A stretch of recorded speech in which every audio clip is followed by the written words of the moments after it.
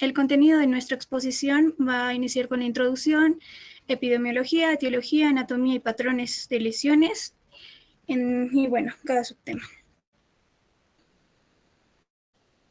Bien, primero decir, ¿no?, de que los traumatismos cerrados abarcan lo que vendría a ser la mayoría de las lesiones traumáticas de tórax.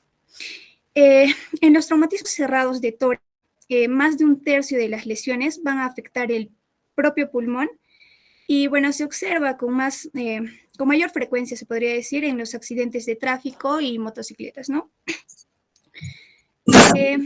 Bueno, se dice que múltiples estructuras torácicas vitales corren el riesgo de lesionarse por un traumatismo torácico cerrado, como una desaceleración rápida y una lesión directa también, ¿no? Las principales preocupaciones van a incluir lesiones de la pared torácica, por ejemplo, ¿no?, las fracturas costales, el tórax inestable y las lesiones cardiovasculares, como por ejemplo, ¿no?, tenemos la lesión aórtica cerrada y las lesiones, la contusión cardíaca.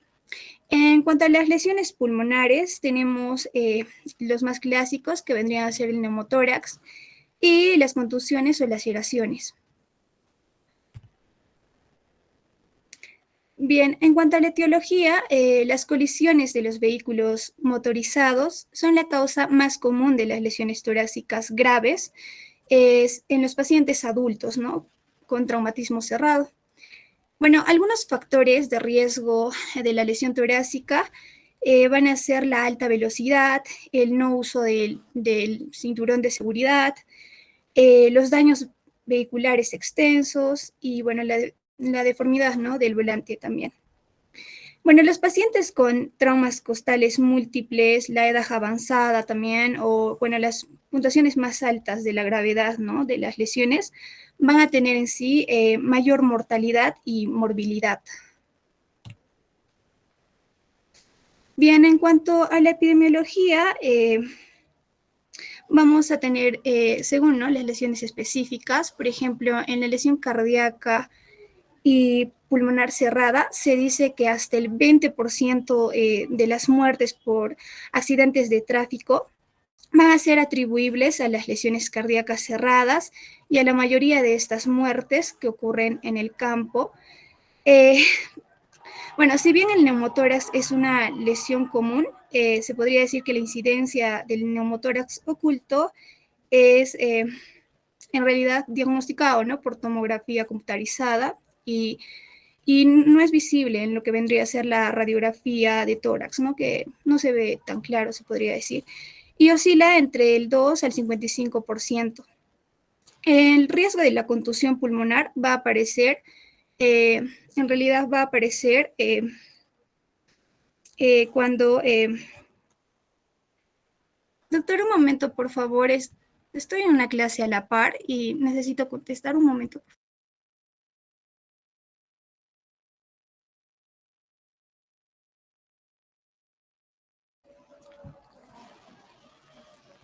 Bien, continuando, como les decía, en cuanto al neumotórax, el riesgo de contusión en sí pulmonar va a aparecer, ¿no?, al correlacionarse con gravedad en realidad del choque y la proximidad del lugar, ¿no?, donde estuvo sentado, se podría decir, el paciente, el lugar donde impactó, digamos, el automóvil, ¿no?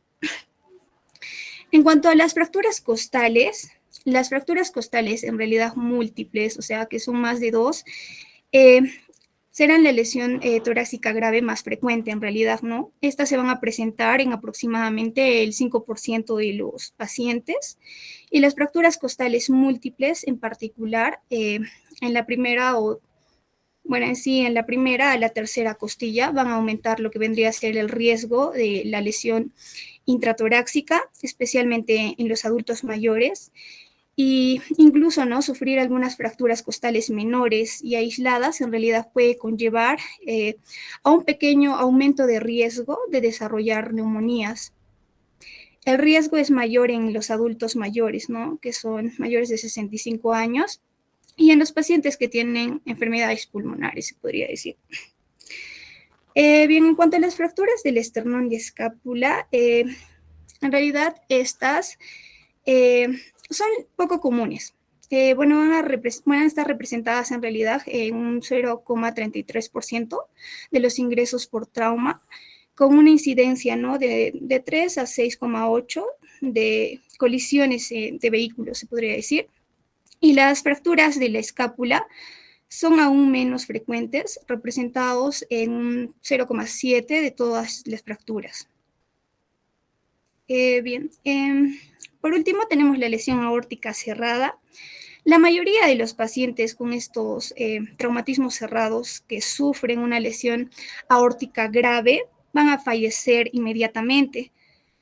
Y bueno, de los que llegan vivos al hospital, la mayoría fallece, ¿no?, durante el tratamiento inicial, se podría decir.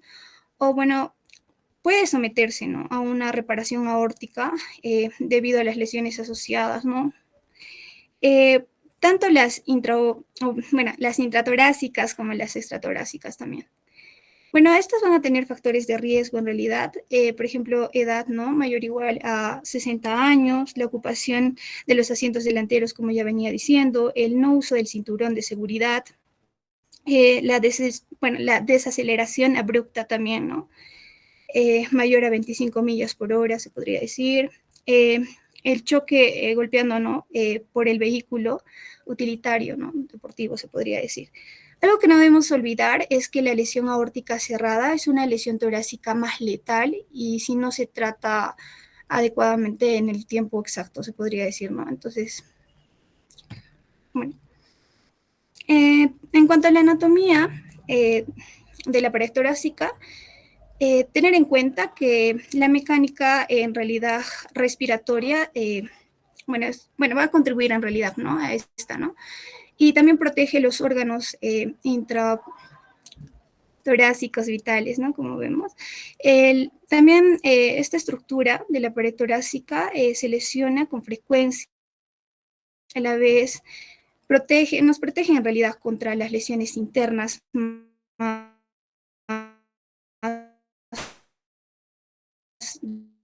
devastadoras, se podría decir.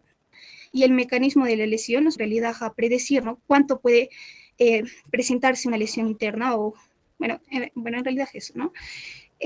Bueno, hablando de la caja torácica, esta va a tener o contener los músculos intercostales, el cartílago costal, que van a formar las estructuras de la pared torácica. También van a formar, también aquí vemos que tenemos, ¿no?, los haces neurovasculares que van a estar compuestos por el nervio, una arteria, una vena intercostal y que van a recorrer lo que vendría a ser la cara inferior de cada costilla. Y bueno, la pared torácica anterior contiene el esternón, los músculos pectorales, como vemos, ¿no?, el mayor, el menor y la clavícula, entre otras, ¿no?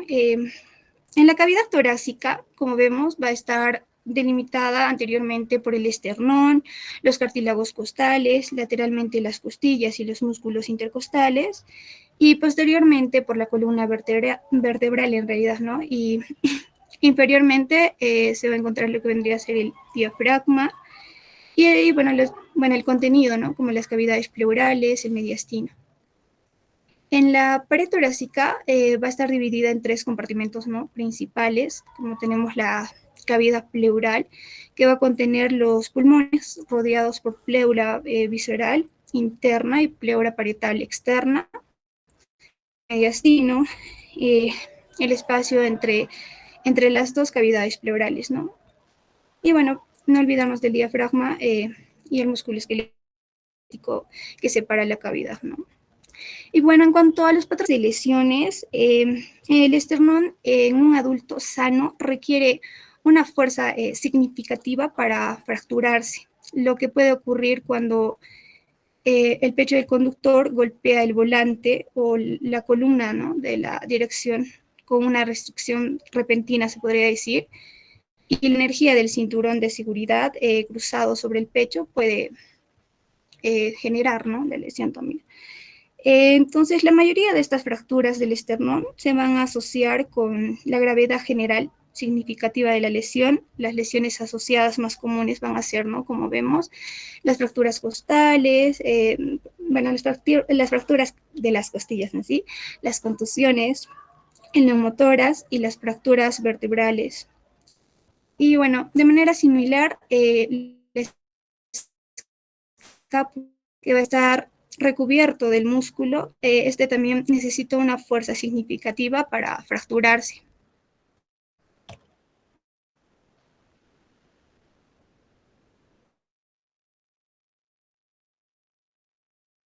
Bien, continuando con la exposición, vamos a continuar con el apartado de lesión pulmonar dentro del contexto de trauma torácico cerrado. Vamos a iniciar con el neumotórax traumático, entendido como la presencia de aire en la cavidad pleural tras un trauma torácico que colapsa el pulmón.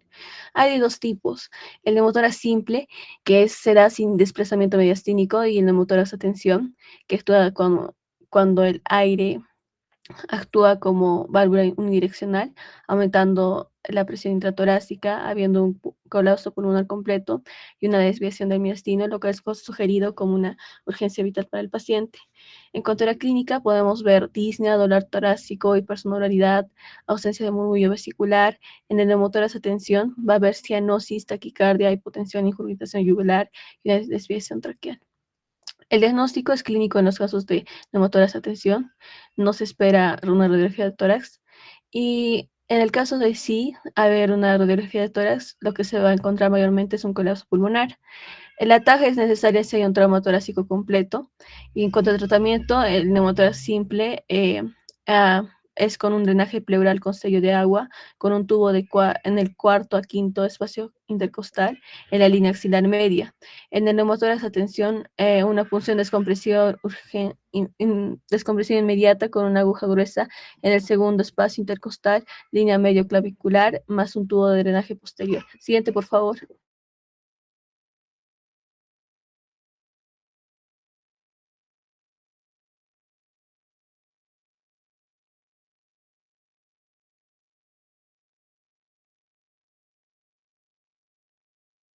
Ya, continuando con el hemotórax, es la acumulación de sangre en el tejido pleural por lesión vascular torácica. La etiología, bueno, va a haber una lesión de vasos intercostales, laceración pulmonar, lesión cardíaca o de grandes vasos si es masivo. En cuanto a la clínica, va a haber disnea, dolor torácico, matidez a la percusión, disminución o abolición del murmullo vesicular. En cuanto al diagnóstico, en la radiografía se espera una opacidad homogénea en base, la ecografía de un líquido anecoico pleural, y en la TAG cuantificación de volumen y localización. Se utiliza para la cuantificación de volumen y localización. Para el tratamiento, eh, se requiere un drenaje pleural inmediato, toracotomía para drenarse más de 100, si se drenan en caso más de 100.500 mililitros o 200 mililitros en hora durante 2 a 4 horas, y una reposición de volumen como cristaloides más hemoderivados. Siguiente, por favor.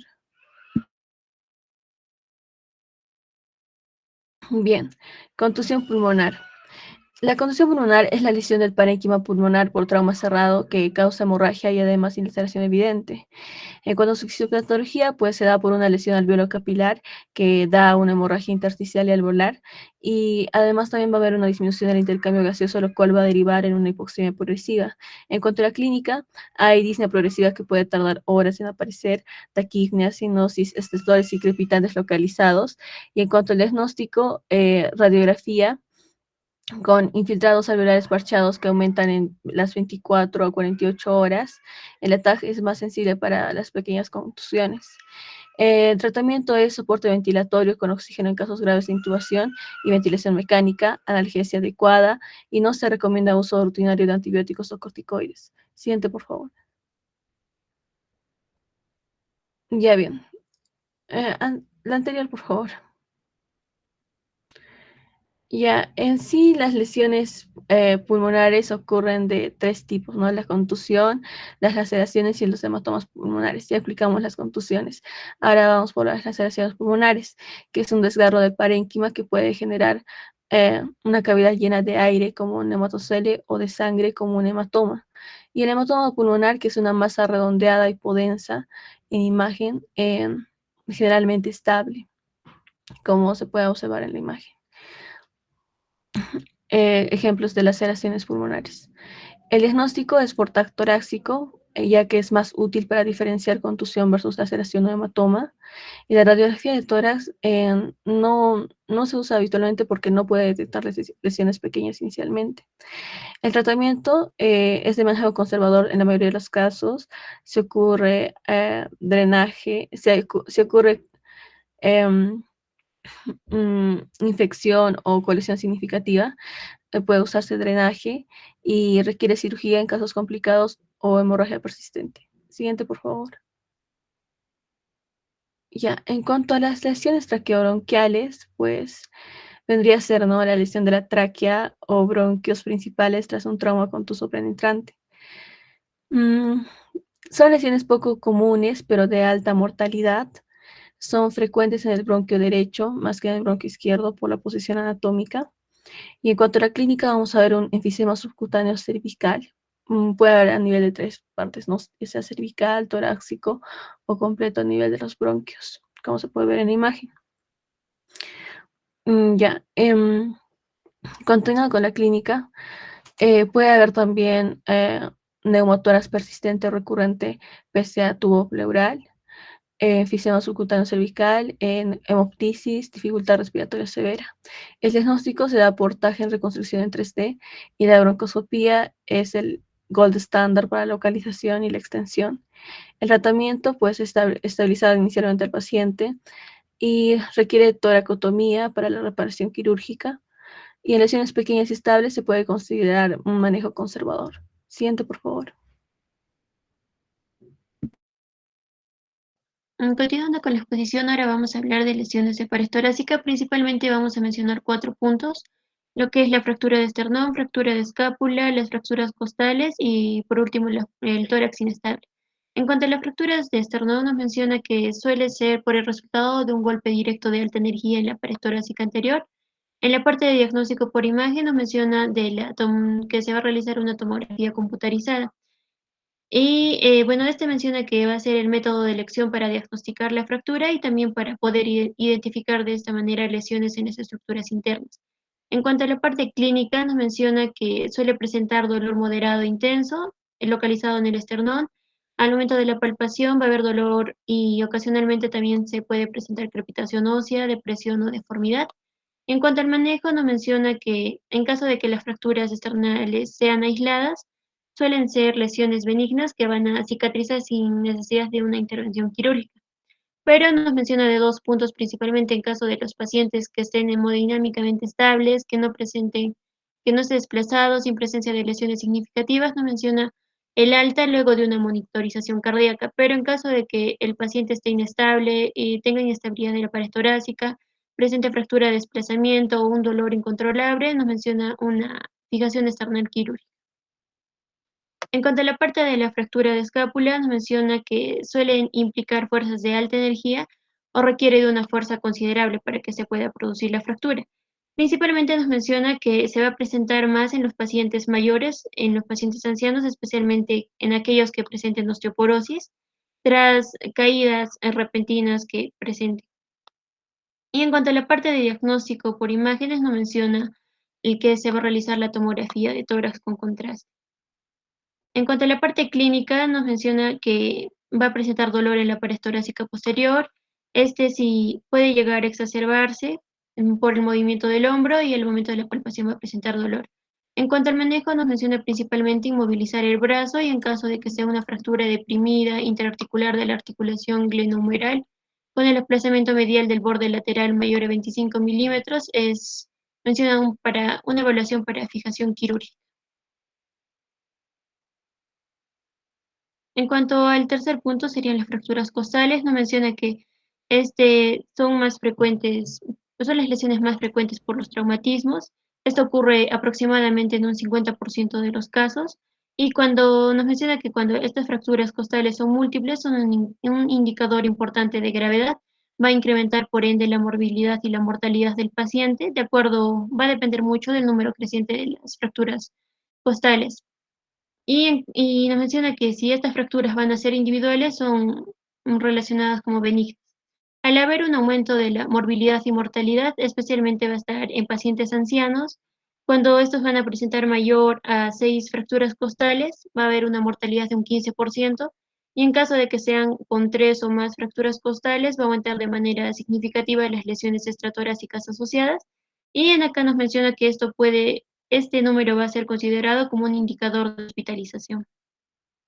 También nos menciona que puede asociarse con lesiones potencialmente mortales como la contusión pulmonar, la rotura aórtica, la presencia de motórax o neumotórax. Y en caso de que las fracturas costales se den en los 3 primeros arcos, van a indicar por lo general posibles lesiones mediastínicas, neurológicas, estratorácicas asociadas. Y en cuanto a la parte vascular, generalmente nos menciona 2 puntos en la aorta torácica o las arterias subclavianas. Y en caso de que sea inferior al octavo arco costal, va a presentar lesiones en la parte de hígado y vaso. Siguiente, por favor. En cuanto a la parte de diagnóstico, nos menciona que en los pacientes jóvenes van a predominar los accidentes de tráfico, los accidentes laborales y deportivos, mientras que en los ancianos las caídas fortuitas van a ser la principal causa. Esto debido a una disminución de la elasticidad ósea. Y en cuanto al examen físico, menciona que va a presentar o va a destacarse lo que es el dolor localizado, en algunas ocasiones se va a percibir un crujido o crepitación. Y en cuanto a la parte imagenológica, nos menciona la radiografía de tórax, que va a ser de primera línea. En acá las fracturas costales se van a visualizar como unas disrupciones lineales. Sin embargo, nos menciona que va a haber una sensibilidad limitada, esto debido a que no se va a poder no se va a poder visualizarse bien lo que son las lesiones sutiles o las lesiones superpuestas. Y nos menciona de la tomografía computarizada que va a presentarse las líneas de fractura. Nos va a proporcionar una visualización más detallada de estas y su impacto en las estructuras adyacentes, ¿no? Y también nos menciona que es recomendable, especialmente cuando se va a planificarse un tratamiento quirúrgico. En cuanto a la parte de tratamiento, nos menciona que el alivio del dolor va a ser el pilar del tratamiento principal, ya que esto nos va a permitirnos una ventilación adecuada, la tos eficaz, y también se puede realizar una adecuada fisioterapia respiratoria, evitando así la aparición de atelectasias o neumonías, lo cual va a provocar un aumento de la mortalidad. También nos menciona el uso de AINES y opiáceos, que son los más usados, también el bloqueo del nervio intercostal, la analgesia epidural frente a los opiáceos, a los anestésicos locales, o una combinación de ambos y el bloqueo torácico paravertebral.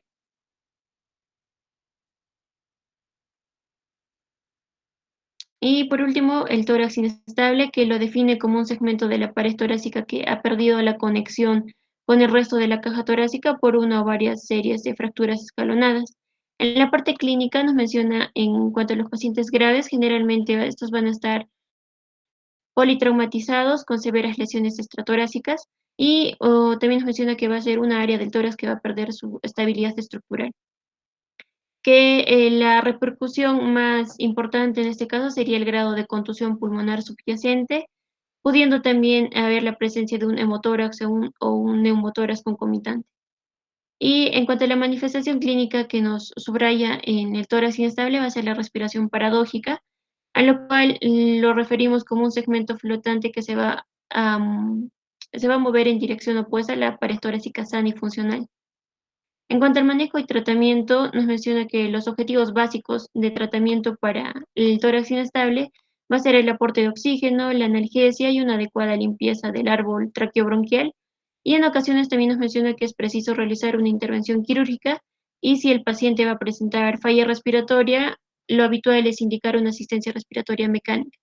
También nos menciona un punto de la gasometría arterial y como el cuadro que podemos visualizar de los principales parámetros para tomar en cuenta para indicar una ventilación mecánica, la frecuencia respiratoria mayor a 25 por minuto, presión arterial sistólica menor a 100 milímetros de mercurio, una presión parcial de oxígeno menor a 60 y una presión parcial de dióxido de carbono mayor a 45 milímetros de mercurio, pH menor a 7.20 y lesiones asociadas abdominales o neurológicas graves. Y para evitar la falla respiratoria, nos menciona 3 puntos principales: tratar la contusión pulmonar para evitar así el distrés respiratorio, optimizar el manejo del dolor y estabilizar la pared. Esos pacientes que tienen tórax inestable normalmente van ya a una unidad de cuidados intensivos y se recomienda el uso de ventilador mecánico. En un inicio pueden tener una respiración aún controlada, es decir, les va a dar el soporte necesario de oxígeno para poder para poder estar bien. Sin embargo, sufren agotamiento y eventualmente hacen paro respiratorio y posteriormente paro cardíaco. Entonces se ha visto que es mejor que una vez que se ha diagnosticado el tórax inestable, estos pacientes pasen a una unidad de cuidados intensivos, se les induzca la pseudoanalgesia y estén conectados a un respirador mecánico, porque puede a veces generarse lo que les menciono, un paro respiratorio y posteriormente un paro cardíaco.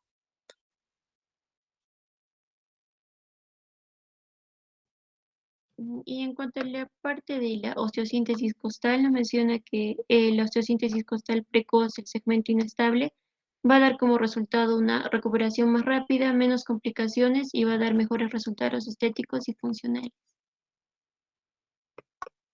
Siguiente, por favor. Eso de Continuando con lesiones la... déjalo. Tu siguiente diapositiva, a ver. mm, Manifestaciones clínicas, dolor en el pecho, interescapular. Es raro, yo al menos nunca he visto un traumatismo que conlleve a una disección de aorta. Siguiente, a ver, siguiente diapositiva. Ajá. Sigue, lesión cardíaca, sí, hay lesión cardíaca a veces, las contusiones pueden generar eso. A ver, esa diapositiva de contusión cardíaca, a ver. Dale, la parte del corazón, lesión cardíaca, dice. Doctor, entonces empiezo, ya no ahondo en la parte de lesión aórtica, que también es mi parte. Lesión cardíaca. Ya. Dentro de la lesión cardíaca tenemos a los mecanismos de lesión, ¿no? Como podemos observar, que son similares a la previamente ya solo mencionada. Son de colisiones de autos por una desaceleración abrupta y compresión en el corazón entre el esternón y la columna. Luego caídas o aplastamientos, golpes directos en el precordio. Dentro de la conmoción cardíaca tenemos los traumatismos cardíacos de bajo impacto, los que van a poder producir un paro cardíaco y en un periodo el periodo de susceptibilidad eléctrica está dentro de este rango del traumatismo con el impacto, ¿no? Ahora, dentro de la fisiopatología, el corazón derecho, específicamente el ventrículo derecho, va, digamos, por la relación más cercana a la pared torácica, va a tener una lesión específica o de mayor incidencia, porque está más cerca, como vimos, valga la redundancia, porque va a soportar más altas presiones, en cambio la aurícula va a soportar bajas presiones justamente por el tamaño del volumen específico de cada uno y la estructura que está relacionada a esta. Dentro de esto también tenemos desgarro o rotura de las válvulas, desgarro septal, no es desgarro, perdón, desgarro septal, trombosis o laceración de la arteria coronaria. Siguiente, por favor. Dentro de las manifestaciones clínicas específicas tenemos, ¿no? Bueno, signos y síntomas, en este caso, que varían ampliamente específicamente con la referencia a sus lesiones concomitantes. Tenemos dentro de los concomitantes rotura del miocardio, lesión septalovalvular, infarto miocardio, disfunción cardíaca, arritmias, lesión concomitantes y fracturas externales, también previamente descritas, ¿no? Dentro de las pruebas de diagnóstico vamos a tener un electrocardiograma, un ecocardiograma y biomarcadores cardíacos para justamente ver el tema de lesión. Siguiente, por favor. Siguiente, por favor. Dentro de esto tenemos una escala de clasificación de la Asociación Americana de Cirugía del Trauma, donde vamos a tener, ¿no?, calificación 1, 2, 3, 4, 5, 6. Y dentro de estos tenemos la descripción de estas mismas, ¿no? Por ejemplo, 1, tenemos la lesión cardíaca cerrada con anomalías, con anomalía leve en electrocardiograma, cambios inespecíficos en las ondas en ST-OT, contracción auricular o ventricular prematura, taquicardia sinusal persistente dentro de lo que es el electrocardiograma. También vamos a tener la herida pericárdica cerrada o penetrante sin lesión cardíaca, taponamiento cardíaco o hernia cardíaca. Luego en la clasificación 2 tenemos lesión cardíaca cerrada con bloqueo cardíaco o cambios isquémicos sin insuficiencia cardíaca. Luego tenemos heridas cardíacas tangenciales penetrantes hasta en el endocardio, pero sin extenderse a través sin taponamiento. Vamos a ver, ¿no?, de cada una características específicas.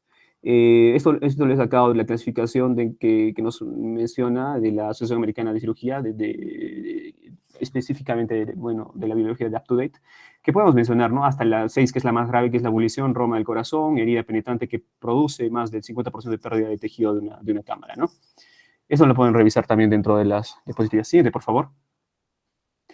Dentro del manejo y tratamiento, tenemos que primero, ¿no?, verificar una identificación y estabilización inicial, teniendo en cuenta una hipotensión en el paciente que se debe a una hemorragia, más no a una disfunción cardíaca, hasta demostrar lo contrario específicamente. Primero, ¿qué vamos a hacer? Realizamos una ecografía estándar a pie de cama, en este caso un Focused Assessment with Sonography of Trauma, una ecografía FAST, para la detección del hemopericardio, rotura de la pared ventricular. Como podemos observar a la mano derecha, tenemos una lesión cardíaca del ventrículo, en este caso, ventrículo derecho, por eso que hay, como vemos, ¿no?, slit-like, o sea, una ruptura, como se puede observar aquí, y SPE significa, ¿no?, la salida, en este caso, de sangre por las paredes adyacentes a este. Luego obtenemos un ecocardiograma de detección. En caso de que el paciente no diagnosticado con FAST o hemopericardio y shock persistente inexplicable, se realizará una ecocardiografía formal, específicamente, que identificará mejor las anomalías de movimientos parietal y el trastorno valvular. Luego, en un paciente con taquicardia inexplicable, que persiste durante varias horas a pesar de una adecuada reanimación con líquidos y control de dolor, un nuevo bloqueo de la conducción o una nueva arritmia significativa hace que se reingrese el paciente para una monitorización cardíaca con biomarcadores cardíacos, seriados, consultar o una interconsulta con cardiología, en este caso, ¿no?, verificar el cardiólogo de turno. Bueno, en el caso raro de un paciente con traumatismo torácico cerrado, que se evidencie el infarto de miocardio en el electrocardiograma, se obtienen biomarcadores cardíacos y se consulta inmediato con cardiología y cirugía cardíaca. Dentro de las complicaciones específicas vamos a tener arritmias, fibrilaciones ventriculares, bloqueos auriculoventriculares, taponamientos cardíacos, rotura contenida, shock cardiogénico, embolias por trombos formados en su interior. Y el pronóstico en este caso de trauma cardíaco cerrado varía ampliamente y puede desde una total recuperación hasta la muerte súbita en casos de ruptura cardíaca, que en caso, como ya mencionó el doctor, en caso de rupturas aórticas es más un pronóstico de muerte casi inmediata, refiriendo al mecanismo de lesión o al golpe que se genere, ¿no? Siguiente, por favor.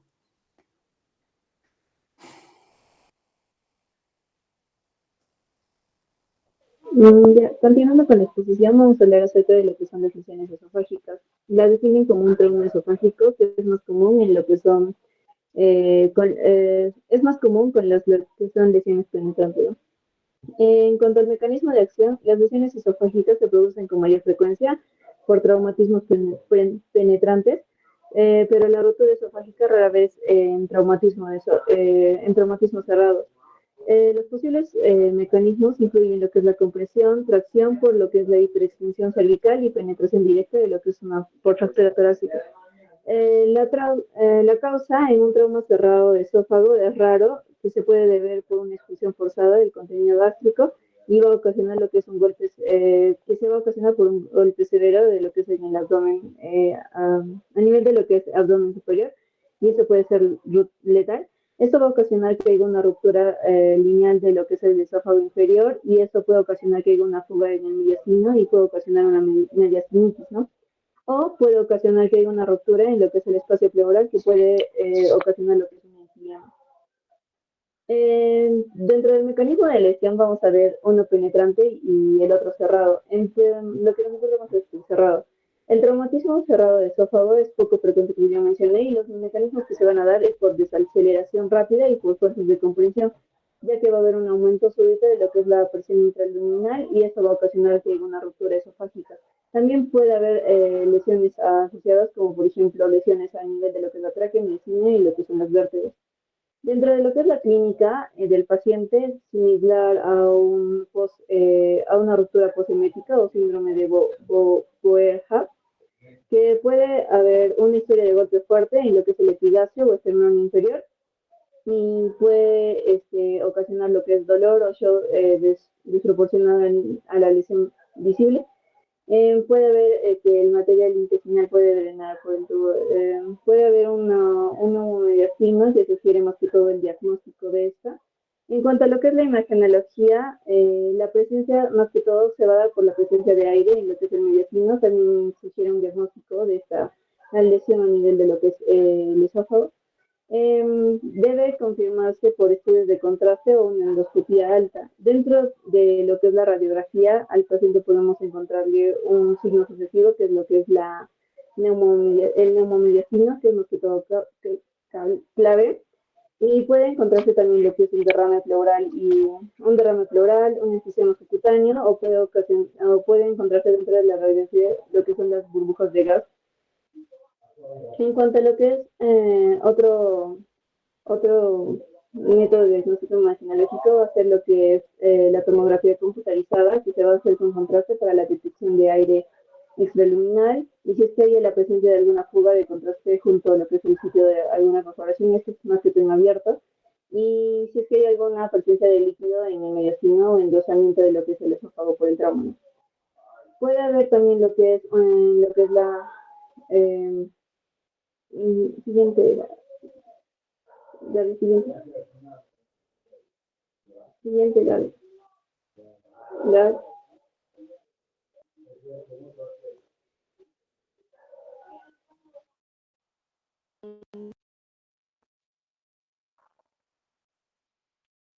¿Se me escucha? Sí, Marce, se escucha, Marce. Sí. Ahí ya. Ya. Otro que podemos hacer es la endoscopía alta, que es más que todo ahí se va a ver visualizaciones directas de lo que son las lesiones a nivel de lo que es las mucosas. Este es más que todo sensible para detectar lo que son laceraciones o perforaciones y se evita esta más que todo en pacientes inestables. En cuanto a lo que es el manejo, se utiliza lo que es el drenaje de lo que es de la pleura y de lo que es el mediastino, más una reparación directa de lo que es la lesión. En cuanto a lo que es la intervención temprana para mejorar, primero es estabilizar al paciente con lo que es la reanimación de lo que son los líquidos para restablecer lo que es la perfusión. Se le da lo que es antibióticos de amplio espectro, si es que hay alguna presencia de una bacteria gram negativa o anaerobios, más que todo para prevenir lo que es la mediastinitis, ¿no? Otro que es el tratamiento no quirúrgico en casos leves, lo que se da en pacientes ayuno y soporte nutricional, más que todo parenteral, monitoreo por imágenes seriadas, vigila lo que es la curación y la progresión de esta, y más que todo, en cuanto a lo que es la intervención quirúrgica, se va a indicar más que todo en fugas persistentes o perforaciones grandes o contaminaciones significativas que lleva dentro de esto. Si hay, por ejemplo, contaminaciones, drenaje o desfibrilamiento de lo que son estas colecciones infectadas y tejido necrótico que posiblemente haya en el paciente, o puede haber, y ya, eso. En cuanto a lo que son las complicaciones que puede haber en esta, es más que todo fístulas traqueoesofágicas o esofagopleurales que requieren más que todo un manejo más prolongado. En cuanto a lo que es la técnica endoscópica que se le puede dar al paciente, puede ser por o con clips endoscópicos. Y en cuanto a lo que es el diagnóstico tardío de esta, puede ocasionar mediastinitis o fístulas o estenosis. Siguiente, por favor. Masivo Siguiente, acumulado. Gaby. Posteriormente se realiza. Siguiente.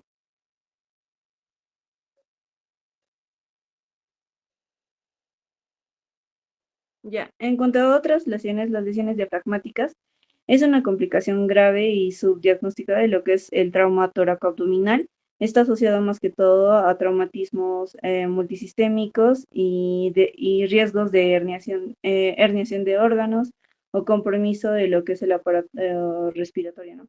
Más frecuente es en el lado izquierdo, ya que más frecuente es en el lado izquierdo. En cuanto a lo que es la epidemiología, más que todo es la rotura diafragmática, ocurre 1% por traumatismos torácicos cerrados, pero la mayoría son por abiertos, más que todo. Se asocia más que todo principalmente a traumas de alta energía o accidentes de tráfico, como ya mencioné al inicio mi compañera, y los factores de riesgo podría haber una intrusión mayor o igual a 30 centímetros o una desaceleración mayor a 40. En cuanto a lo que son los mecanismos de lesión, estos pueden ser en lo que son traumatismo cerrado se va más que todo por desgarros radicales extensos o por esta herniación que causan más que todo el 75 al 90% de lo que son las lesiones diafragmáticas. Ocurren por un aumento brusco de lo que es la presión intraabdominal y lo que son los traumas de alta energía y son más comúnmente en lo que es el lado izquierdo por la protección hepática en el lado derecho. Y suelen ser grandes, mayor a 10 centímetros y ya. En cuanto a lo que es la clínica, las lesiones diafragmáticas pueden causar dolor epigastrio, abdominal y que se refiere referido hacia lo que es el hombro. Pueden ocasionar también lo que es disnea, vómitos, disfagia o llegar al shock. Algunos pacientes pueden ser asintomáticos al inicio y algunos desgarros pequeños pueden manifestarse años después con herniación de vísceras o por la diferencia entre lo que es la presión torácica y lo que es la abdominal. Siguiente, por favor. En cuanto a lo que es el diagnóstico, se da más que todo por imagenología. Inicialmente se sospecha de una lesión diafragmática izquierda cuando hay lesiones izquierdas, cuando el intestino hernia lo que es el tórax, o al introducir una sonda nasogástrica, si aparece en tórax, es el diagnóstico confirmado. Sí, en radiografía y en tomografía no se identifica más que todo lo que son lesiones y se realiza más que todo lo que es el contrastado gastrointestinal alto. El de apoyo es más que todo lo que es el procedimiento es la paroscopía o la toracoscopía para evaluar lo que es el diafragma y más que todo eso. En cuanto a lo que es el manejo, se da más que todo la reparación directa de lo que es la ruptura. Se da una precaución al colocar lo que es el tubo del tórax en sospecha de lesión diafragmática para evitar daños de contenido abdominal herniado. En cuanto a lo que es el no quirúrgico, rara vez es adecuado, solo en casos donde las imágenes descartan completamente la lesión, se da tratamiento no quirúrgico, pero más que todo es quirúrgico, es obligatorio para todos los casos, para prevenir más que todo las complicaciones, y se hace lo que es la aparatomía, preferir aparatraumas cerrados con lo que son más que todo para traumas cerrados. Y toracotomía en casos de que sean crónicos o como que haya presencia de adherencias, o la paroscopía o toracoscopía útiles en pacientes estables, más que todo con fines diagnósticos y también terapéuticos, ¿no? En cuanto a las complicaciones que puede ocasionar esta, es más que todo una hernia visceral que puede ocasionar una obstrucción y que haya un compromiso respiratorio. Pues también lo que es una estrangulación y esto puede ocasionar un riesgo de isquemia o perforación intestinal. Y más adelante también puede ocasionar lo que son problemas respiratorios crónicos si es que la hernia persiste, ¿no? O es recurrente. Siguiente, por favor. Siguiente.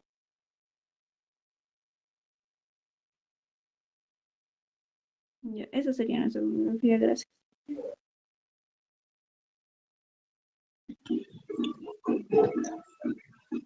Doctora, si tuvieses un paciente que ha sufrido una contusión y ha hecho un hemoperitoneo, perdón, un hemotórax con neumotórax, pero ojo, no ha habido solución de continuidad que comunique hacia el exterior, es decir, no es un trauma torácico abierto, sino uno cerrado, ¿qué es lo que harías?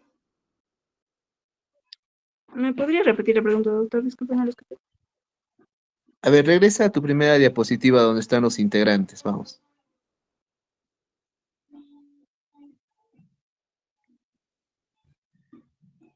Sí, adelante, adelante. Ya, a ver. Gabriela Palacios, a ver, Gaby, delegada. Sí, doctor. Gaby, a ver. Si tienes un paciente con hemoneumotórax por trauma torácico cerrado, el paciente está taquipneico, está hipotenso, taquicárdico, ¿qué es lo que harías? Le auscultas y el murmullo vesicular no pasa en el hemitórax derecho, está diaforético. Bueno, primero ver, ¿no? La evaluación inicial, que vendría a ser el ABC como por ejemplo, ver, ¿no? Su vía aérea permeable, la ventilación de la respiración y también, ¿no? Lo de la circulación, ¿no? Si es hipotenso, si hay signos de shock, o no sé, ver eso. Y bueno, también en cuanto a la evaluación clínica, a la inspección tendría que ver, no sé, la disminución del murmullo vesicular, no sé, ¿no? Si posee eso. Los signos vitales, que yo creo que es importante, la frecuencia respiratoria, la saturación.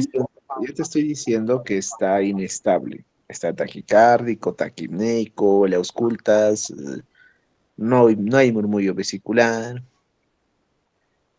¿Qué haces ese ratito? Le pido exámenes, doctor. Bueno, estudios de imagen.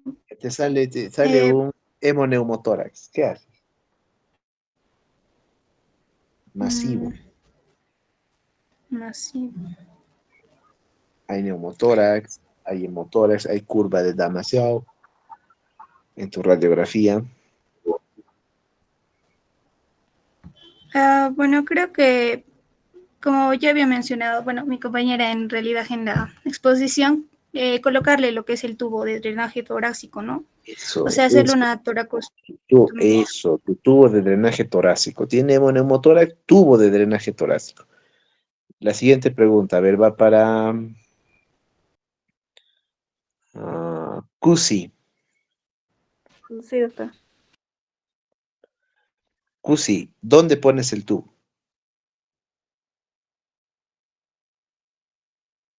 Primer espacio intercostal, segundo espacio intercostal, tercer espacio intercostal, cuarto espacio intercostal, quinto espacio, sexto espacio, séptimo espacio, línea Quinto medio espacio. clavicular, línea axilar anterior, línea axilar media. ¿Dónde pones? Quinto espacio intercostal, doctor. Ya, bien. Línea clavicular media, clavicular lateral, axilar Media anterior, axilar. axilar Media media. axilar. Puedes Media poner en la axilar. axilar, puedes poner también en la axilar anterior. Ya, no se olviden eso. Algunos dicen cuarto, otros quinto, quinto espacio intercostal de preferencia, hacen la incisión, infiltran con lidocaína, hacen un corte con bisturí, disecan hasta la cavidad torácica, colocan el tubo, sellan el tubo. Con los que hemos hecho prácticas les he enseñado a fijar drenajes al vacío, drenajes con presión positiva y negativa, saben ya cómo hacer la fijación de drenajes. Y no es lo mismo hacer en la maqueta hacer la simulación, hacerlo en un paciente operado o en un paciente que está allí sangrando, ¿verdad? Varios compañeros tienen experiencia fijando drenajes en pacientes. Entonces, no se olviden colocar su tubo, ¿ya? Ponen su tubo, fijan el tubo en el contexto de un hemoneumotórax. Sea abierto, sea cerrado, tubo, por favor. Listo. ¿Cuántas exposiciones nos falta, doctora Gabriela?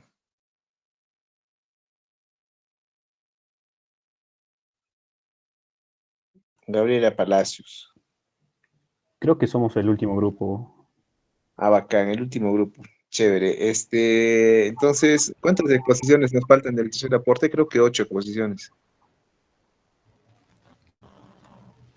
Doctor, pero dijimos que íbamos a adelantar el examen. A ver, es 29 de mayo. ¿Cuándo tendrían que dar si es que quieren adelantar el examen? A ver.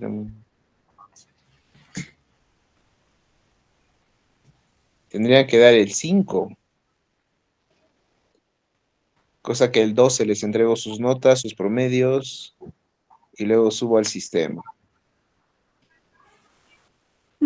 Claro, doctor. Una consulta.